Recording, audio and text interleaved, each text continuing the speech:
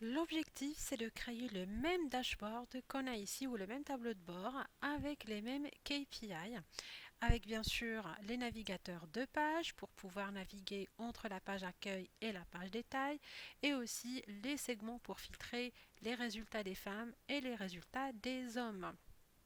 Sinon, on va passer directement à la création de notre tableau de bord. Je vais commencer tout d'abord par importer les bases de données que je vais utiliser pour créer mon rapport. Donc, je vais importer des fichiers texte en passant par accueil, obtenir des données et je passe par texte CSV. Voilà, donc je vais aller sur mon OneDrive, formation, et là je vais commencer par importer les données d'analyse RH, ouvrir. Donc ça prend parfois un peu du temps pour charger dans Power BI. Donc voilà, comme ça j'ai une vision sur les 200 premières lignes. Donc là, il va détecter le délimiteur. Normalement, le délimiteur c'est tabulation. Alors, si je clique sur tabulation, mais il n'y a rien qui change, c'est-à-dire il ne le détecte pas. Donc là, ce que je vais faire, je vais les transformer tout d'abord dans Power Query et par la suite, je vais les importer ou les charger dans Power BI. Donc, au lieu de cliquer sur charger pour les charger directement dans Power BI, je vais cliquer sur transformer les données. Donc, comme ça, il va ouvrir l'éditeur Power Query. Très bien, donc sur l'éditeur Power Query, comme j'ai dit auparavant, donc c'est là où on fait vraiment où on réalise toutes les transformations, le rajout des colonnes, la suppression des colonnes, on peut même supprimer les données qui ne nous intéressent pas, etc. pour vraiment une base de données propre et prête à l'utilisation ou à l'exploitation. Donc, je vais du coup séparer les données. Donc, c'est comme Excel pour les personnes qui utilisent Excel. Il y a l'outil convertir qui nous permet de séparer en se basant sur le délimiteur ou les caractères qui limitent ou qui délimitent les mots. Donc, on fera la même chose dans Power Query. Donc, en passant par l'onglet accueil, j'ai sur le groupe transformé, il y a fractionner la colonne et je vais la fractionner par délimiteur. Et donc là, le délimiteur, il a par défaut détecté la tabulation. Donc je reste comme ça et je valide par OK. Voilà, donc les données, ils sont bien séparées sur chaque colonne à part. Et deuxième chose, il doit détecter ou il n'a pas encore détecté les en-têtes. Donc normalement, la première ligne, c'est les titres de chaque colonne. Alors pour prendre en compte la première ligne comme des en-têtes ou comme étant en tête, donc là je vais passer par transformer et j'ai utilisé la première ligne pour les en-têtes. Voilà, donc chaque étape réalisée dans Power Query, il va s'enregistrer ici sur les étapes appliquées. Donc j'ai la possibilité de supprimer une étape, modifier, etc. Donc si je clique sur les différentes étapes, il va m'afficher toutes les transformations qui sont été appliquées sur la base de données. Donc, après la transformation et la modification, je vais maintenant les charger dans Power BI. Donc je vais retourner sur Accueil, fermer et appliquer. Donc ça va charger dans Power BI. Voilà, ça prend toujours un peu du temps.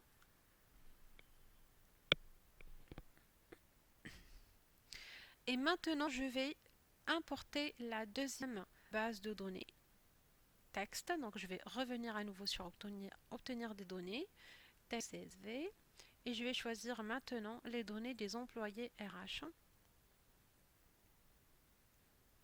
Voilà, donc ici, il n'y a rien à modifier, tout est bien en forme. D'accord, on ne va rien transformer, on va seulement les charger directement dans Power BI.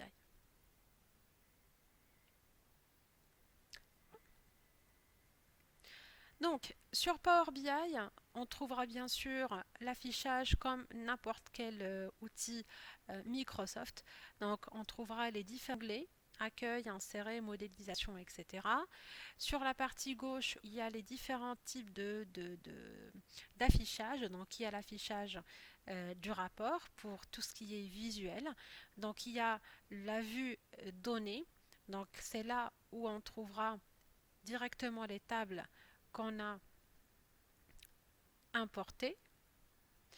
Et aussi j'ai la vue modèle, donc c'est là où on trouvera les deux bases de données pour qu'on puisse créer des relations au cas où vous avez plusieurs tables.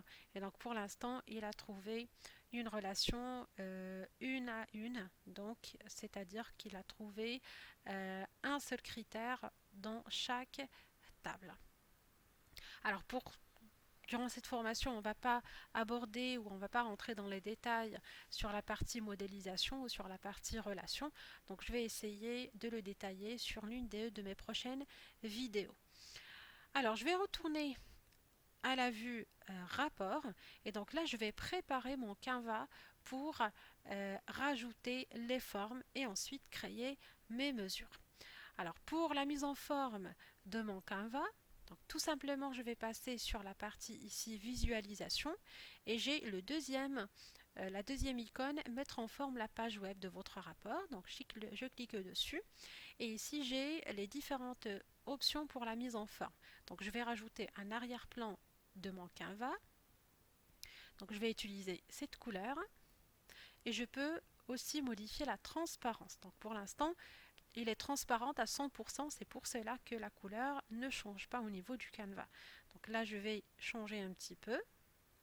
Je vais choisir une couleur, voilà, comme ça. Et aussi, je vais rajouter un papier peint pour mon canevas. Donc je vais choisir une autre couleur, par exemple celle-là. Je peux aussi modifier la transparence de la couleur. Si on essaye de choisir une couleur un peu plus foncée, voilà, comme ça c'est encore, voilà, c'est parfait. Alors après, on va créer le titre parce que c'est un tableau de bord RH. Donc je vais créer le titre tableau de bord RH. Donc je vais rajouter une zone de texte. Je vais passer par insérer, zone de texte. Voilà, on va essayer de la mettre en forme un petit peu. Je vais la centrer. Je vais réduire un petit peu la taille.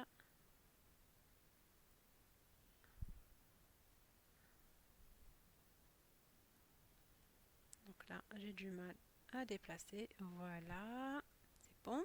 Donc, pour le texte, je vais taper tout simplement tableau de bord RH. Donc, je vais mettre en forme le texte. Je sélectionne tout. Je vais l'afficher en gras. Je vais modifier la couleur en blanc. Je vais changer la taille de la police en 28. Voilà. Donc, pour la première partie du titre,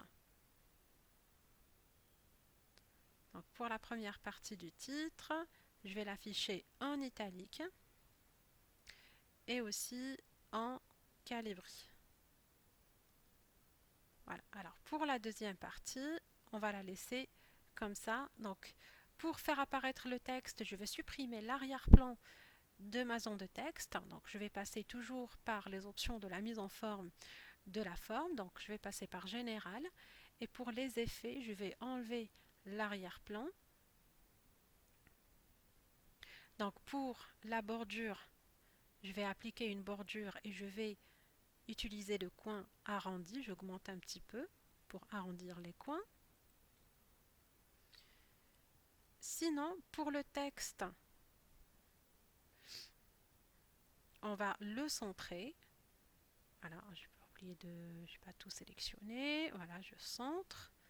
Voilà, c'est bon. Et aussi, je vais rajouter de l'ombre. Donc, sur les effets, je rajoute aussi de l'ombre ici. J'ai option ombre. Je l'active et je vais utiliser un ombre avec une couleur rouge. Enfin, rouge-rose. Voilà. Donc, ça nous donne le format que vous voyez ici. Donc, après, il faut que je diminue quand même un petit peu les bords. Parce qu'après, je vais rajouter les deux images pour les hommes et les femmes. Alors, deuxième objectif, c'est de créer ma première mesure pour calculer le nombre des employés. Donc, pour les mesures ou pour stocker mes mesures, je vais créer une table en passant par accueil et je vais cliquer sur entrée des données.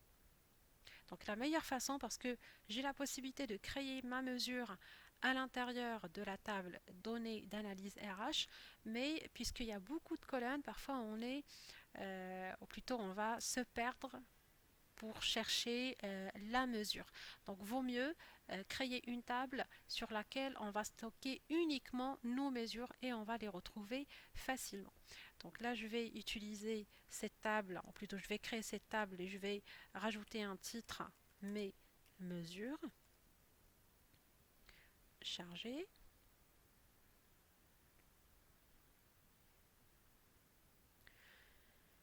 Voilà, ici il a bien créé ma table mes mesures et donc je vais créer ma première mesure. Donc je vais passer par l'onglet outils de table et là j'ai nouvelle mesure. Donc si j'essaye d'augmenter un petit peu la taille, voilà, pour bien visualiser la formule. Donc on va l'appeler total des employés. Donc pour calculer le total des employés, on va utiliser la fonction count rows, donc pour compter le nombre de lignes de ma table, comme ça va me renvoyer automatiquement le nombre des employés. Donc on va utiliser la fonction count rows de ma table donnée d'analyse RH.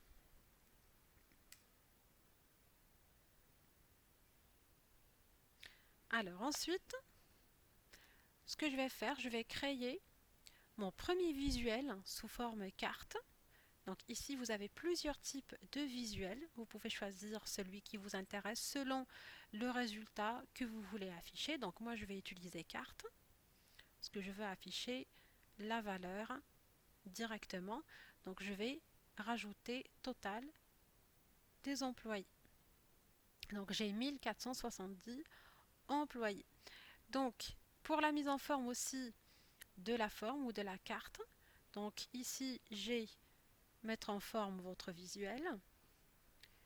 Donc pour l'étiquette, je vais l'enlever, c'est-à-dire le total d'employés, je veux l'enlever.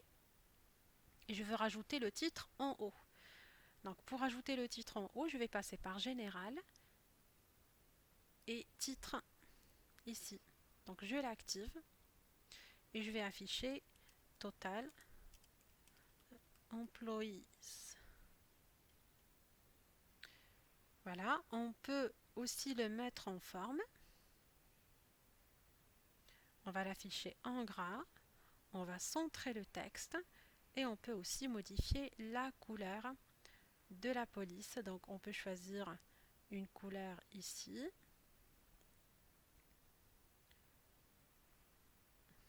Voilà. Et aussi la couleur de la valeur, je vais passer par visuel. Et donc valeur de la légende, je vais aussi l'afficher en gras. Je vais changer la couleur par celle-là. Ou une couleur complètement rouge. Voilà, comme ça. Je peux aussi enlever le remplissage. Donc pour l'effet, je vais enlever l'arrière-plan. Voilà, donc je vais maintenant diminuer un petit peu la taille, comme ça. Voilà, ça, c'est bon. Ensuite, je vais créer ma deuxième mesure. Donc, je dois compter le nombre des femmes et le nombre des hommes et aussi le pourcentage de chacun des deux. Alors, pour calculer le nombre des femmes, on va utiliser la fonction calculate. Donc, la fonction calculate, ça applique un calcul par rapport à un filtre qu'on va appliquer sur une colonne de notre table. Donc, pour créer toujours notre mesure, je vais cliquer sur mes mesures, outils de table, nouvelle mesure. Et donc là, je vais calculer du coup le total des femmes. Donc là, je vais utiliser la fonction calculer et je veux calculer donc le total des employés. Donc la mesure que j'ai déjà créée, le total des employés, je vais l'utiliser pour créer l'ensemble de mes formules. Donc ensuite, le filtre, donc je veux appliquer un filtre sur la colonne gender,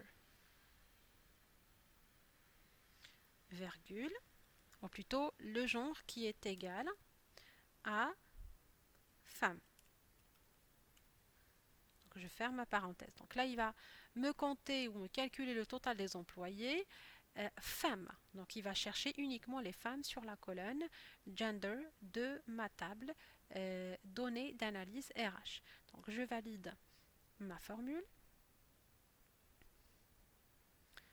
Alors maintenant, ce que je vais faire, je vais créer une autre carte donc, sur laquelle je vais afficher le total des femmes. Alors pour la mise en forme, si on ne veut pas perdre le temps à refaire la même chose que la première forme, on va tout simplement reproduire la mise en forme. Du coup, je clique sur cette forme, je vais cliquer sur reproduire la mise en forme et je l'applique sur ma deuxième carte. Voilà, donc comme ça, je vais diminuer toujours la taille et je dois rajouter un titre pour ma carte. Donc je vais retourner ici sur la mise en forme de mon visuel général et pour le titre, on va l'appeler donc femme. Voilà. Alors maintenant, je dois calculer le pourcentage. Donc ça représente combien en pourcentage par rapport au total des employés. Donc je vais à nouveau créer ma nouvelle mesure. Alors pour calculer le pourcentage, on va utiliser la fonction divide. Donc ça sera le pourcentage des femmes. Et donc là, je vais utiliser la fonction divide. Donc ici, je vais calculer le total ou le pourcentage des femmes par rapport au total des employés. Donc ça sera la mesure totale femmes. Donc totale femmes. Donc le dénominateur, ça va être le total des employés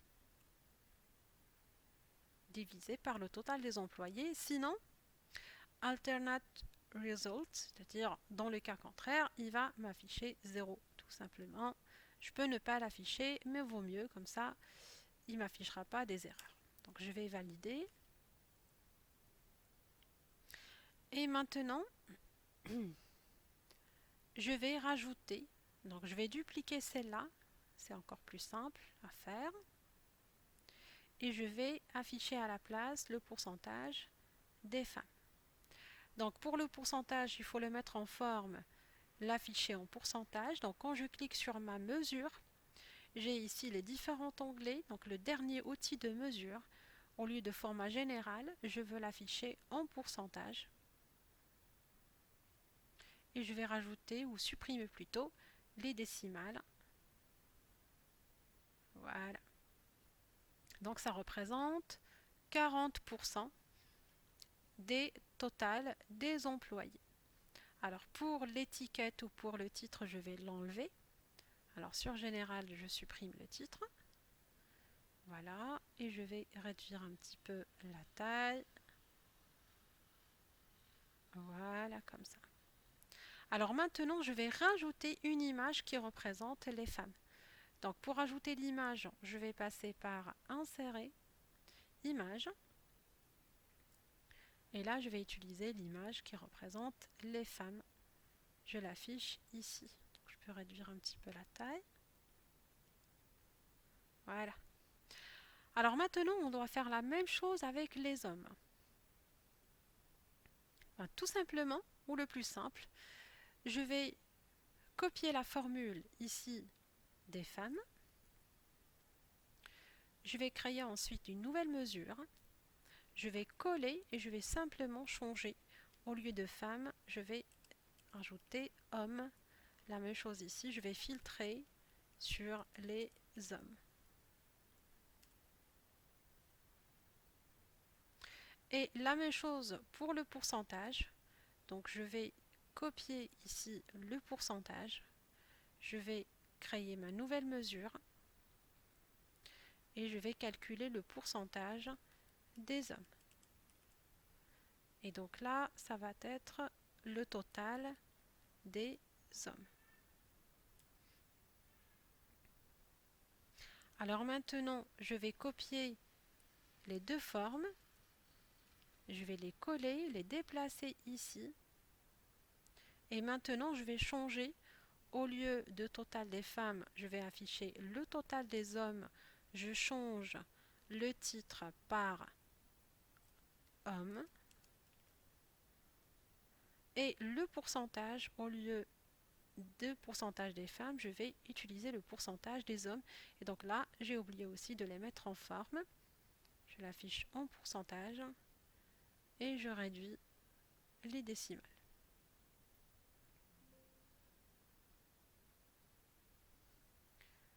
Voilà, ça c'est fait. Maintenant, je vais rajouter l'image qui représente les hommes.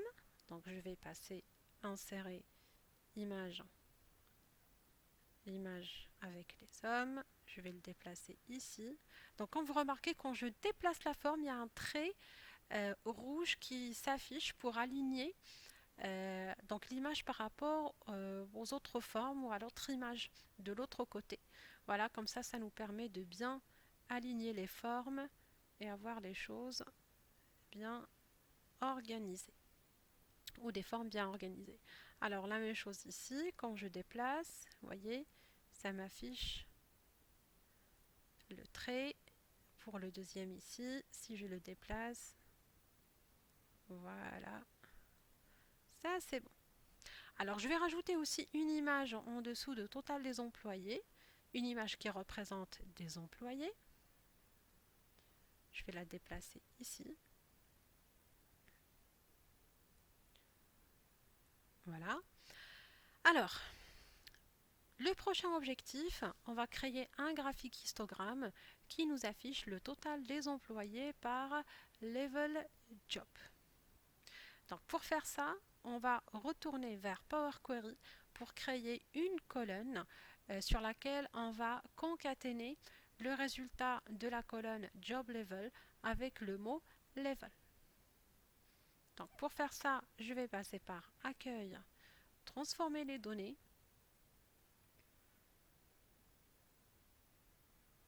Donc on va chercher la colonne Job Level. Elle est là, donc je sélectionne ma colonne. Alors pour concaténer, il y a une solution assez simple. Donc là, Power Query va utiliser ce qu'on appelle l'intelligence artificielle. Il va détecter le contenu de la colonne pour la concaténer avec le texte qu'on va rajouter. Alors pour faire ça, je clique sur ma colonne. Je vais passer par Ajouter une colonne. Et ici, colonne à partir d'exemple. Et là, je vais choisir à partir de la sélection. Donc, quand je choisis à partir de la sélection, il va appliquer la modification sur la colonne sélectionnée. Par contre, si je choisis à partir de toutes les colonnes, quand je tape par exemple une donnée, il va chercher ces données sur l'ensemble des colonnes. Mais pour l'instant, je ne veux pas choisir toutes les colonnes, mais j'ai une colonne spécifique à modifier. Donc là, je vais cliquer sur à partir de la colonne sélectionnée. Donc cette colonne, je vais l'appeler Job Level. Voilà. Et ici, je vais taper 2 et je tape Level. Donc quand je valide, il va automatiquement, regardez, il va automatiquement détecter les valeurs de la colonne Job Level et il va rajouter le texte Level. Donc je valide par OK pour confirmer la transformation. Et en même temps, je vais supprimer l'autre colonne parce que je n'ai pas besoin d'avoir des données redondantes, donc de deux colonnes avec les mêmes données. Donc je vais chercher la colonne Job Level et je vais la supprimer avec un clic droit supprimer. Normalement, c'était possible de faire la même manipulation dans Power BI en rajoutant une colonne calculée, mais de préférence le faire directement sur Power Query. Comme ça, j'ai la possibilité de supprimer des colonnes pour ajouter une autre. Mais dans Power BI, il faut absolument créer une formule qui va être liée à une autre colonne et ça va réduire un petit peu au niveau de la performance de Power BI. Donc, je vais retourner à nouveau sur Accueil, fermer et appliquer. Voilà. Et maintenant, je vais créer mon graphique, celui-là. Je vais le déplacer ici. Et je vais afficher à l'intérieur, donc, le total des employés par Job Levels. Donc là, je vais retourner ici pour chercher ma colonne Job Level. Voilà, donc je vais augmenter un petit peu la taille. Voilà, comme ça. Voilà, on va bien l'aligner ici. Et ensuite, je vais mettre en forme mon visuel. Donc pour le mettre en forme, je vais passer toujours ici par la même icône, mettre en forme votre visuel. Donc pour l'axe Y, je ne veux pas de titre. Et pour l'axe X aussi, on ne veut pas de titre. Voilà. Donc ici, sur Général, pour le titre, je vais le mettre en forme. Donc je dois centrer le titre. Je vais l'afficher en gras. Je peux aussi changer la couleur. Et aussi, pour les effets, je vais enlever l'arrière-plan. Donc je retourne sur Visuel. Alors si on essaye pour les axes, modifier aussi les couleurs des valeurs et la couleur du texte. Donc pour la valeur ici, pour l'axe Y, je veux l'afficher en gras. Je vais changer aussi la couleur. Voilà.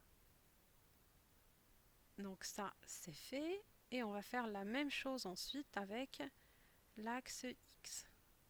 Donc pour les valeurs, je les affiche en gras. Je peux par exemple mettre cette couleur à la place. Je peux même augmenter la taille des valeurs. Voilà, ça c'est fait. Aussi pour les barres. Alors pour les barres, j'ai la possibilité soit de modifier la couleur directement ici. Donc pour les barres, on peut changer la couleur. Au lieu du bleu, je peux mettre une autre couleur. D'accord? Par exemple celle-là ou bien celle-là. Mais par contre, ce qui est plus pratique ou ce qui est plus parlant, c'est d'appliquer une couleur par rapport à une condition.